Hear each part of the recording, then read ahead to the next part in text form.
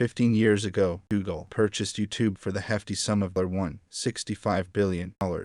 That may seem like a small sum for the behemoth that YouTube is today, but back then, the video site had been around for less than 2 years, even if it was growing like a weed. Chad Hurley, YouTube's co-founder and chief executive, has repeatedly said he would prefer for his company to remain independent. Asked about such comments in a conference call with Wall Street analysts and investors held late this afternoon, Mr. Hurley said his company did want to stay independent, adding that by working with Google, that's still the case. Steve Chen, also a YouTube co-founder, said, "It is hard for me to imagine a better fit for two companies, both in terms of technology and company culture."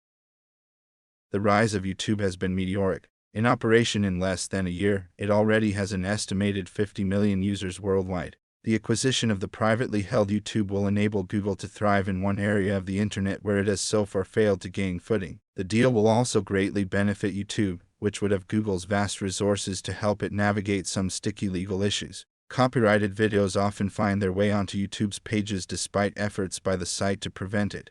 YouTube could also benefit from a Google alliance as it tries to develop new software to prevent copyright infringement. This is back when there wasn't any major video sites on the net. However, when YouTube came on the scene, it made big waves with users and that growth hasn't stopped. According to Britannica, the number of videos available passed 25 million in March 2006. That's after the site went live in December 2005. Fast forward to today, and some estimate that there are tens of billions of videos on the platform. That's insane growth. But there's even more to the story because reports are now saying that YouTube's music service has recently passed 50 million paying subscribers. So, all of this YouTube growth lead to thinking, how good of a purchase was this for Google? Logically, it was a great investment, but how much so?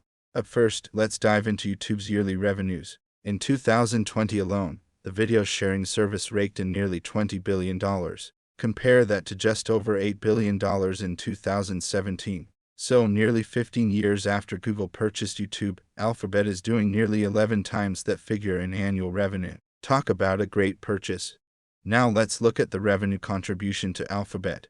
YouTube represented nearly 11% of Alphabet's $182 billion in revenue in 2020. YouTube has clearly been accelerating Alphabet's growth. Maybe this is one of the main reasons that shares of Alphabet have been on a tear recently. The stock has gained 259% since 2017.